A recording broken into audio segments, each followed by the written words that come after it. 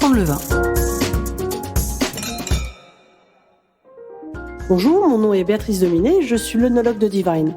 J'ai le plaisir d'être accompagnée de Laurent Deret, meilleur ouvrier de France en sommellerie. Bonjour Laurent. Bonjour Béatrice, plaisir partagé.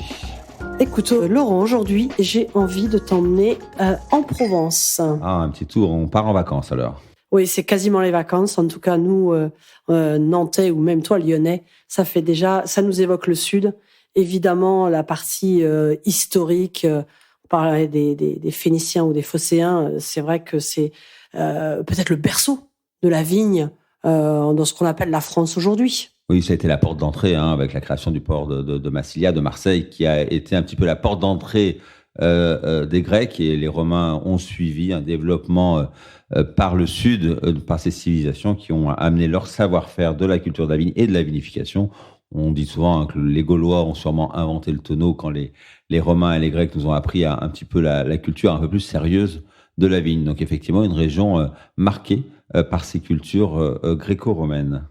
Et c'est un vignoble qui s'étend finalement, je dirais, presque des portes d'Aix-en-Provence, où tu reviendras sûrement sur les différentes appellations, jusqu'à presque la porte de l'Italie. On est oui, vraiment, j'allais dire la frontière de l'Italie. Tout à fait. On est dans l'arrière-pays monégasque, Menton, Saint-Laurent-du-Var. On a effectivement des vignes aussi jusque-là. Donc on est effectivement essentiellement basé sur le pourtour méditerranéen ici, marqué par les Bouches-du-Rhône, le Var et les Alpes-Maritimes, un petit peu les Alpes de Provence, mais beaucoup effectivement sur les bords de la Méditerranée. Alors c'est vrai que c'est une région qui est quand même avec une connotation, je dirais, rosée. Beaucoup de gens pensent qu'il y a même que du rosé qui est fait là-bas.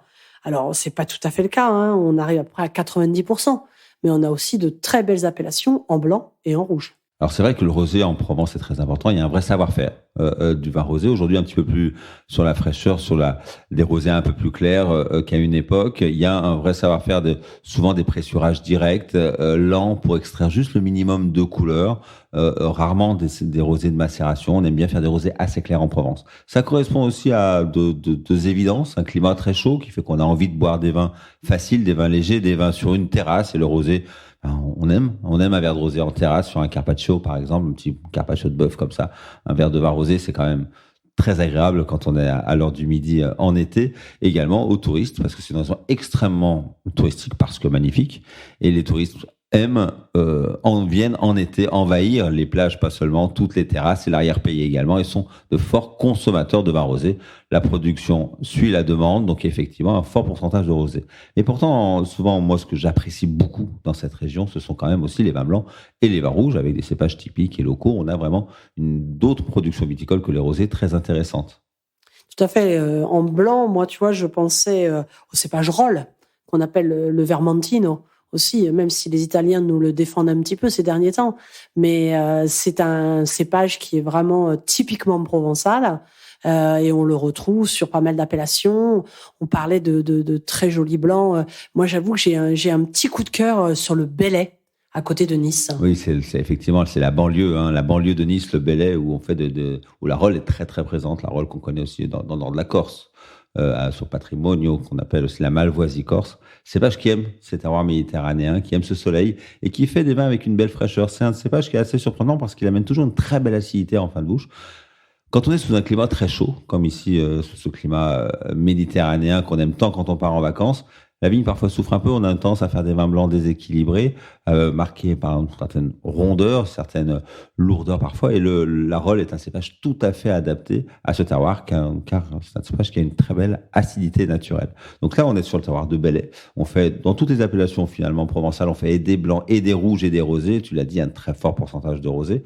Mais sur ces petites pépites locales, je pense à Bellay, on pense donc là derrière Nice, on pense au pied de la Sainte-Victoire, juste derrière Marseille, où nous avons l'appellation Palette, qui est très intéressante. Également, toute petite appellation qu'on connaît pas très souvent. Si on part sur les Calanques, on a Cassis également, le vignoble de Cassis qui est aussi très identitaire. Et puis Bandol. N'oublions pas Bandol. Ouais, Bandol, superbe appellation des rouges sur la puissance. Le cépage Mourvèdre, ici, c'est son territoire, un cépage qui aime avoir les pieds dans la mer et la tête au soleil. Un cépage de Mourvèdre qui nous offre des vins d'un vieillissement exceptionnel, qui vieillissent des années. Alors, selon le pourcentage de Mourvèdre présent, dans les cuvées, on a effectivement des cuvées qui supportent sans aucun problème 10, 15, 20 ans de vieillissement et parfois bien plus. Donc souvent, on oublie un petit peu ces vins rouges de Provence et ceux de Bordeaux en particulier, très intéressants, qui peuvent atteindre une complexité aromatique et une finesse passionnante avec les années. Donc, il y a ces appellations, ces petits crus qu'on oublie un petit peu parfois, mais avec une très belle identité cachée derrière 3 belles appellations régionales ou sous-régionales que sont les Côtes de Provence, les Coteaux-Varois en Provence ou même les Coteaux d'Aix en Provence, voilà, qui viennent un petit peu compléter la gamme avec les Beaux de Provence, parce que les Alpilles aussi font partie de cette région magnifique. Donc, plein de beaux terroirs, du soleil, des vins de caractère, des rosés sur la fraîcheur, des blancs avec un parfait équilibre ou des vins rouges de garde. Une région riche de ces terroirs viticoles. Et alors, une petite particularité pour terminer, Laurent, c'est ce fameux classement de 1955 qui arrive sur les crus des Côtes de Provence. Parce que souvent, quand on parle de crus, on pense à la Bourgogne, on pense au Bordelais, mais il en existe un autre, celui des crus de Provence. Alors, les crus de Provence ont été contestés parfois, finalement, sont admis, pas toujours revendiqués. Un certain nombre des domaines qui avaient été classés en 55 n'existent plus aujourd'hui. Donc, c'est vrai que c'est la preuve qu'il y a toujours eu des domaines qui ont existé, qui étaient là, qui étaient un petit peu les fers de lance, qui avaient une démarche qualitative, des terroirs extrêmement qualitatifs. Et à l'époque où le terroir comptait encore beaucoup plus qu'aujourd'hui, parce qu'aujourd'hui la main de l'homme parfois arrive à façonner la qualité des vins, même sur des terroirs plus moyens. En 1955, c'était quand même il y a maintenant quelques années, une soixantaine d'années, on avait vraiment besoin de terroirs exceptionnels et qui ont été reconnus par ce classement. Donc on peut quand même y apporter un très bel intérêt, même si ce n'est pas toujours un classement revendiqué sur les étiquettes.